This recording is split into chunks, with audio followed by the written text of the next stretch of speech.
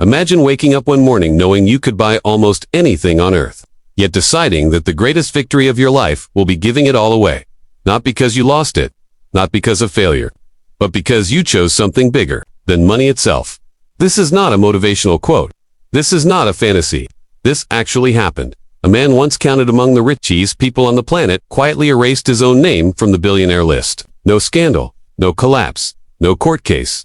Just one decision, one belief. One moment where wealth stopped being a trophy and became a responsibility. His name is Suleiman Al-Raji, born into extreme poverty.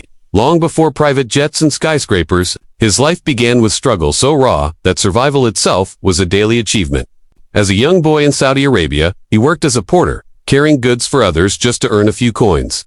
No inheritance, no shortcuts, no safety net. Only hunger, discipline, and faith.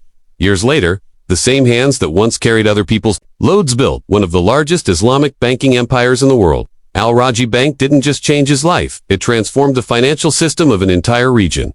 Billions flowed. Success multiplied. His net worth crossed levels most humans never even imagined. Forbes noticed. The world noticed. Power noticed. But something strange happened as his wealth grew. Instead of becoming louder, he became quieter. Instead of expanding luxury, he expanded purpose. Zevi asking, "How much more can I make?" He asked, "How much do I really need?" While the world chasses money as proof of success, Suleiman Al-Raji saw money as a test not of intelligence, but of character. He believed wealth was not owned, it was entrusted. And then he did the unthinkable. He donated an estimated $16 billion. Let that number sit for a moment. $16 billion. Not promised after death, not pledged for publicity, not spread out for headlines. He gave it away while he was alive. Universities, hospitals, orphanages, religious institutions, social welfare projects, agriculture, housing, long-term endowments designed to outlive him by generations. He transferred massive portions of his empire into WAQF charitable trusts that cannot be reclaimed, sold, or reversed. This wasn't charity. This was surrender.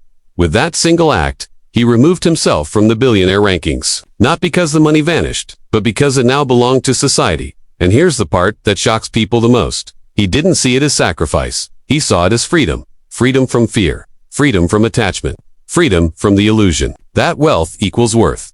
While the world panics about losing money, he planned his exit from excess with calm certainty. He once said that real ownership ends the day you die, and smart people prepare long before that day arrives. Think about this. Most people are afraid to donate, even a small percentage of what they earn.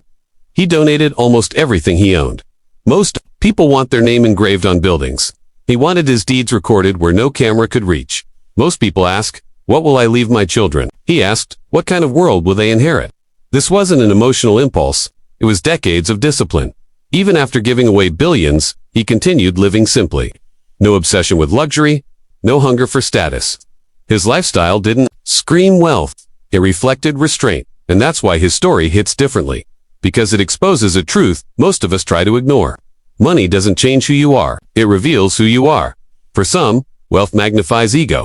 For him, it magnified responsibility. In a world where billionaires compete for taller buildings, faster cars, and louder influence, one man quietly competed against his own attachment, and he won. Today, his wealth continues working while he rests. Every student educated, every patient treated, every family supported carries forward a legacy, built not on accumulation but distribution. History remembers conquerors for what they took, but it remembers legends for what they gave.